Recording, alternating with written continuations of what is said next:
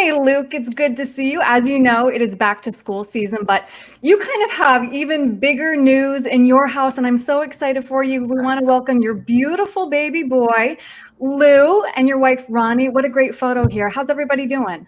Everyone's doing very well. My eyes might look a little tired here on the screen today, but everyone's holding up there. So yeah, it was born last week, and we welcomed him home, and everybody's happy and healthy. So That's very wonderful. exciting. Yeah, blessings to you and your beautiful family.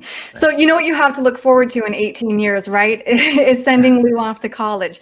And I know you want to set your kids up for financial success. We all do. I would assume that the first priority should just be talking about money.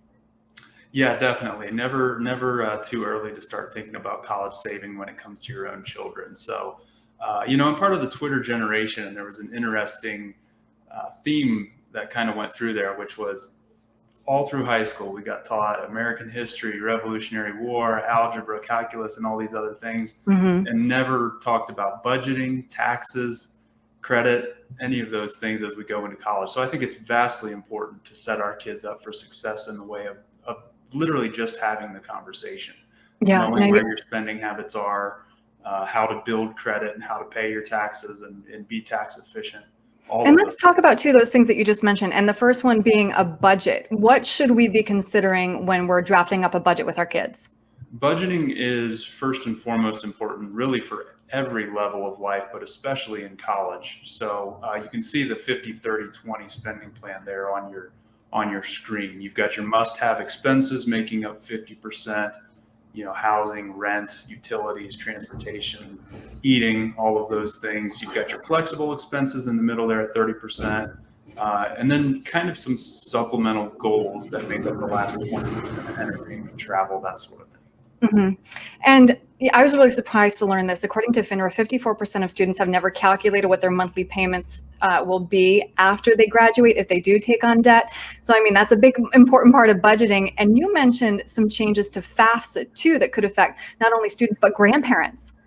Yeah, absolutely. And just kind of to piggyback on that subject, um, the changes to the FAFSA have been actually pretty substantial, and they were all kind of tied in with the COVID-19 relief bill, but there are some pretty substantial changes.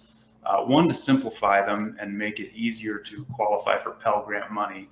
If you have questions on that, be sure to shoot me an email and ask me.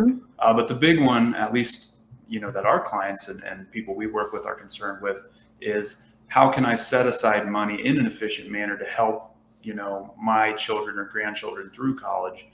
The big one being that now grandparent-owned 529 plans, the distributions from those accounts for qualified educational expenses are no longer counted. So they don't factor in when it comes to, can I qualify for more need-based aid? A grandparent-owned 529 plan isn't counted at all, and that's very, very beneficial for a lot of families. Yeah, that is good news. Okay, so let's talk about the last hot button issue here, which is, should I send my child off to school with a credit card of his own? This was really a big deal in my house when I went to college.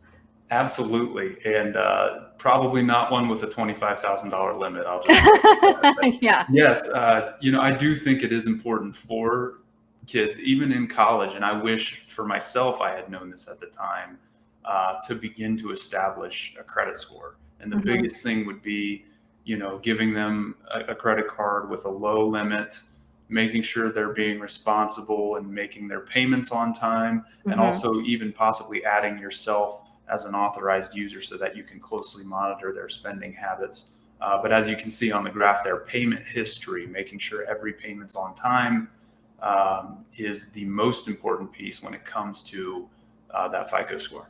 Yeah, more than a third there.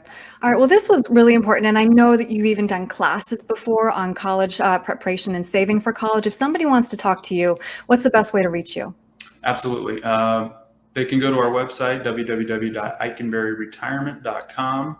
Each of our profiles is there, and you can set up an online appointment with any of the advisors here in our office, or anytime you can call 937-498-1128. That's great. Okay. Hey, Luke, again, my sincere blessings to you and your beautiful family. We are all very happy for you. Thank you so much, Erin.